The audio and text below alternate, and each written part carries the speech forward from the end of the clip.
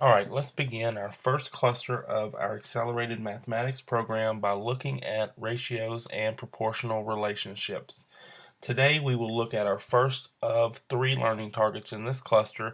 Today's learning target will focus on describing ratio relationships. In order to better understand what a ratio relationship is, let's first take a look at what exactly is a ratio. Well, the definition of a ratio is a ratio shows the relative sizes of two or more values. It shows how much of one thing there is compared to another thing. So let's take a minute and kind of tease this out a little bit. In that, um, let's use these dots here. All right. So I've got 1, 2, 3, 4, 5. So let's just say here I've got these. Get a bigger marker. I've got 5 black dots and I've got 3 red dots. So what we can kind of see here is that I know that there are 5 black dots, right? And that I have 3 red dots. Well, what a ratio is a ratio is a way that I can compare these two sets of data. So in one aspect, I have 5 of something and I have 3 of something. So what it does is it tells me when I begin to look at the total, we can definitely see that there are 8 total dots.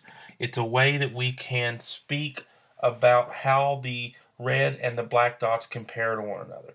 So let's take a look at how we might communicate this, how we might express this. So a couple of things here is, before I jump on and going too fast, I have to have 2 or more values in order to have a ratio. So with a ratio, you cannot just have one of something. It won't work out that way. And then what we're doing with these values, so we may have value A and value B, and we could even have C or D, or we could keep going, but for our intent purposes, what we're going to primarily look at is having 2 values. But then we're going to be able to talk about how do they compare to one another in relationship to one another. So what you're always going to look for is those 2 values. What are they? They won't always necessarily be the exact same thing. In fact, the odds are they will be different. Because if they're the same, then we're going to come into an equivalent or them being equal. So we definitely going to see 2 things that are different. In our study of ratios, we're going to learn how to express them. We're going to learn how to calculate unit rates using a ratio. And then we're going to look a lot of just some real world scenarios. How does this show up in the world around you? So if we get into ratios, we got to learn how to write and speak about these ratios. So let's take a look at expressing ratios. We're going to see 3 different ways to express ratios. If I may, I'm going to give my little dots again, and we'll use this as the basis of our conversation right here. So I've got my 5 dots. Let me get my 3 reds. So when we start thinking about our 8 total dots up here, let's kind of think through 3 different ways that we can communicate these. The first way is we use a colon. This here is my colon. I use a colon to separate the 2 values. So the first way I might talk about this ratio is I could say, now remember we counted these, there were 5 black and there were 3 red. So if I ask what is the ratio of black to red dots, so keep that order in mind. When I ask the question, what's the ratio of black to red, black must come first. So the first way I could do it is 5, because that's the black. I put the colon and then 3. Notice here, this represents how many black, this represents how many red. So that colon simply sets it up to say 5 black to 3 red. The second way is that I could use just the word 2. So I could come here and say, well, there are 5 black to the 3 reds. Or I could do it as simple as, let's just do a second way. There are 5 to 3. Either way here, but I can write that out. And you could also see that I could have even written 5 out as a word form. But just seeing this word 2 here. And then this here is for this, for the colon. But that 2 signifies that we're dealing with a ratio. And what it's again saying is of the 8, 5 are black, 3 are red. Because that's the, when we're comparing the black to the red, we're saying of our 8 total dots, 5 black to our 3 reds. The third way that we can express these is through a fraction. Now with our fraction, we can see it 2 different ways. One, we can go part to part. Okay, this is the first way on a fraction, and this might be even the more popular way. Again, you have to let the wording of the question dictate what number would go on top. If I ask what's the ratio from black to red, that black would want to be on top. I might say, well, it's 5/3, meaning that there were 5 black to 3 red. But you could also go part to whole. And in my part to whole, actually, let me move this because on the recording, it may not make it if it gets edited off. So we have another way, and it's called part to whole. And in the part to whole, it would have to be led with the question, but what if I said, how many of the 8 dots are black? And you might be able to say, well, there are 5 of the 8. So my 8 here represents that whole, and then the 5 represents whatever I asked for, the black. But these are just 3 different ways that you're going to see how you can express a ratio. One of the more popular ways, you're going to see number 1 over here, and I would even say they go from most popular to least popular in terms of the most popular is going to be number 1 with the colon. The second most popular, you're going to see that word form with the 2, and then you may start to see some fractions. I definitely want to see you kind of hang around with the number 1 and the number 2 there in terms of how to express those ratios. So let's take a look at just another angle, because now that we've kind of got this basis of understanding of the ratio, let's talk about, well, and this is new language for you, but what if we scale them up and scale them down? So for example, I have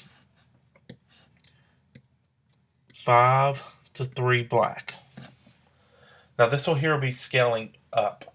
Now when I say scale up, it's a ratio is a comparison of these 2 quantities. When we create a more equivalent ratios and think fractions here, we can scale it up or scale it down. So for example, what I know here is I have 8, I was going to say buttons, I have 8 dots. Now of my 8 dots, I know that 5 are black, 3 are red. What if I had 24 dots? So if I were to draw 24 and they had the same ratio, well, what's the relationship between 8 and 24? How did I get from 8 to 24 is I multiplied by 3, right? So now I can come up here and multiply each side by 3. We start to see that equivalent work out much like in fractions. And I could say that if I had 24, I would have 15 black dots and then 9 red dots if that ratio held true. Well, again, one of the key here is that we're looking at equivalent ratios here. Now, one of the more popular ways that you're going to actually see this is when we talk about the scaling down. The scaling down is something I want you to kind of think through, much like fractions, is to kind of come down and simplify it as much as possible. What if you got a number like this? What if odds are University of Kentucky will win their 9th national championship next year, right?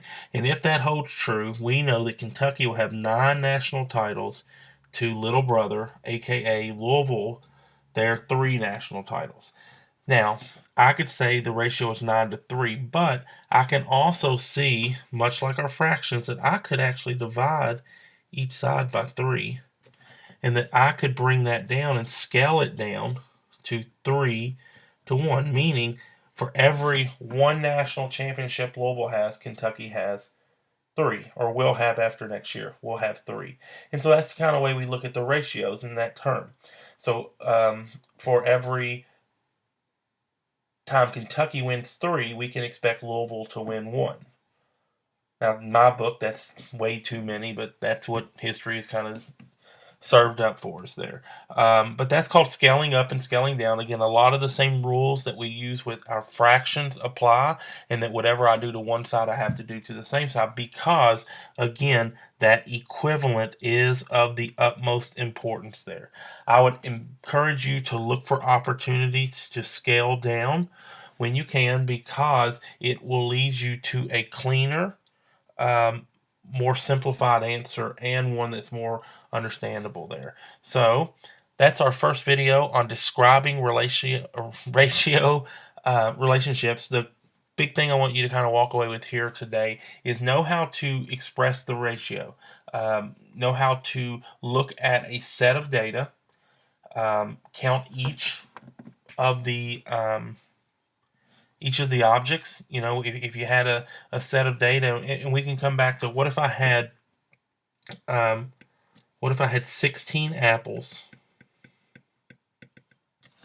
and 4 oranges? Well, what's the ratio of, now listen, oranges to apples? So again, I ask for oranges to apples. I know that there are 4 oranges to the 16 apples, but then I have an opportunity to scale down. I know for every 1 orange that there are 4 apples. How did I get there?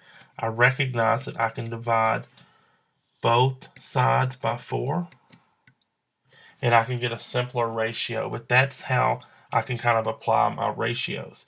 So you want to be able to describe the ratios, and in that description, I think definitely scaling up and scaling down are ways that we can make ourselves look more polished when talking about those relationships. So there's our first video on learning target 1, describing ratios. Hope this helps. Good luck with your practice problems.